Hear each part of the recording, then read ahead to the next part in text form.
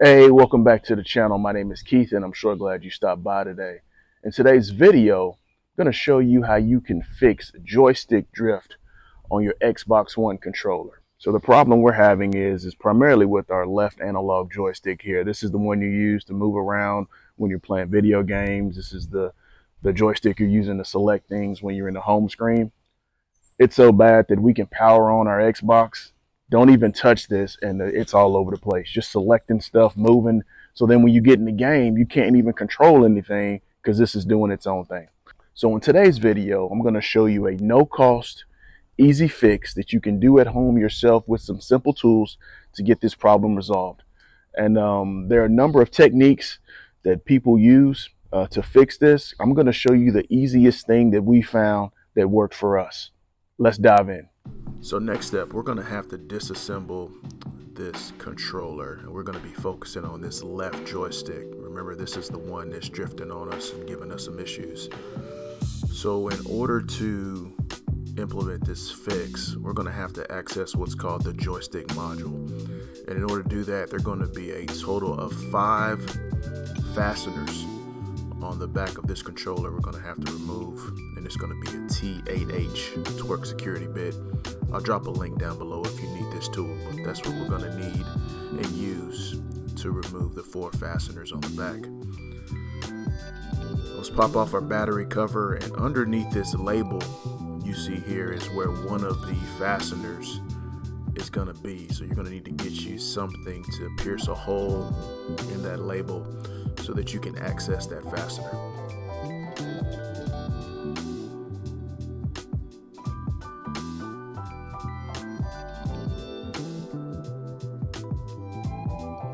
So once we have that fastener to the point where we can access it, we're going to use our T8H torque security bit in order to remove the fastener.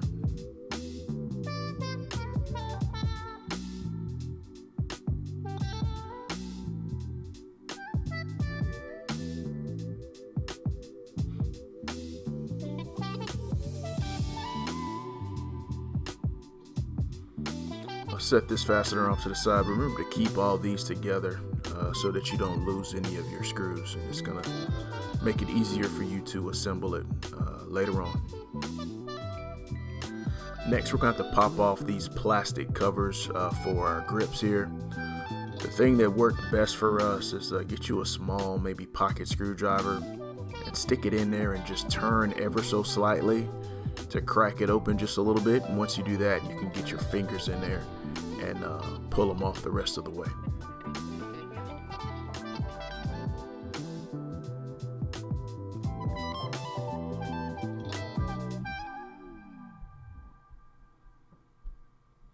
And try to pull evenly on this too. You don't want to pull on one side too much and break anything. So try to get it even all the way around and pull evenly on each side. And there you go. They should pop right off. Now let's do the same thing to the other side over here.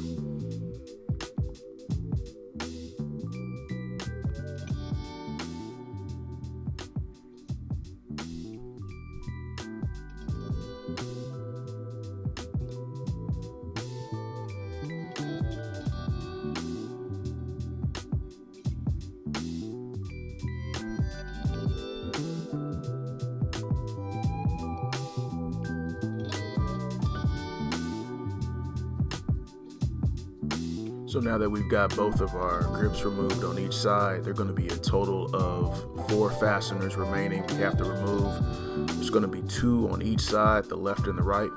There's one at the top, and that's the one we're removing now. And then we'll remove the one at the bottom. And you'll have to remove 2 fasteners on each side.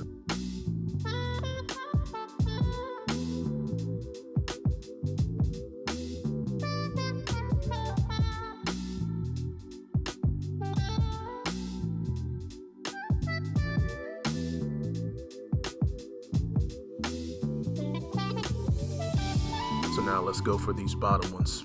Get these removed.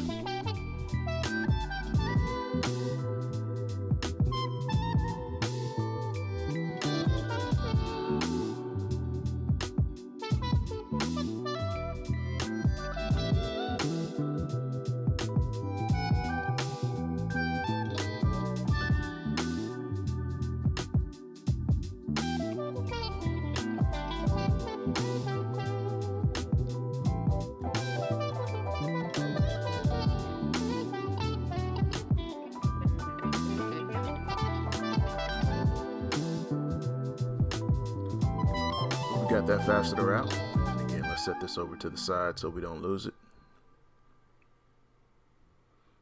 And let's take care of this other one and get it removed out of here. There it is. Now let's take this, move it to the side, and I believe this is going to be our last one right here.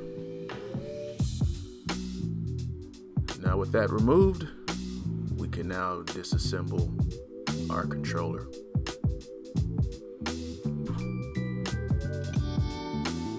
So here we have it flipped over. It's just giving you a good view of the analog stick. Now let's go ahead and pull these plastic covers off.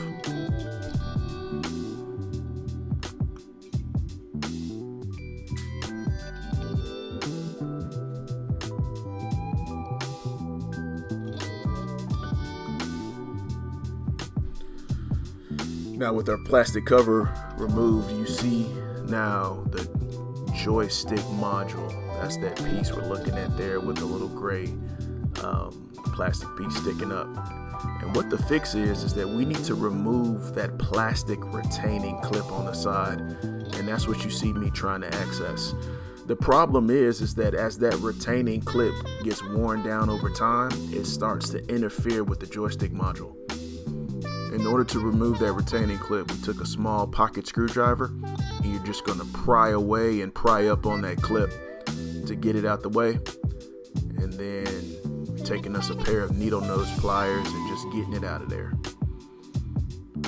So that's the piece we're going to remove.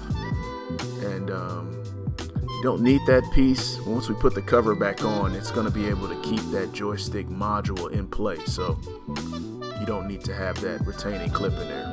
Again, that was causing our problem because it's worn down and it was preventing that module from moving freely in there. And causing it to get stuck actually, and that's what was causing our joystick to move all around the place on the screen. So this is a view once we have that clip removed, and there's a close-up of it.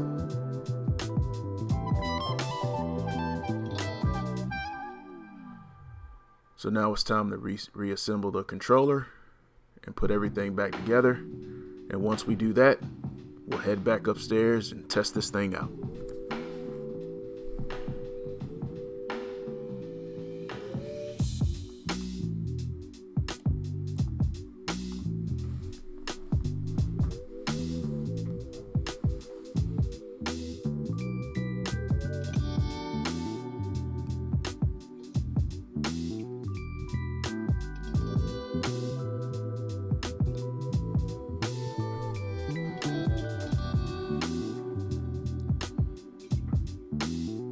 Here we are, we're back upstairs, and look at that, y'all.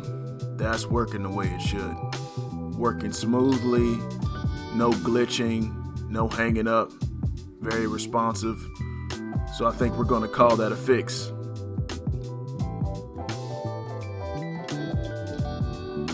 Thank you so much for watching today's video. I hope this video helped you out. If it did, hit that subscribe button and click that bell so anytime we drop a new video, you'll be the first to know. Hit that like button and leave me some comments. I'd love to hear from you. If you're interested in any of the products we used in today's video, we'll leave some links down below. Hope you have an awesome day, and thanks for watching.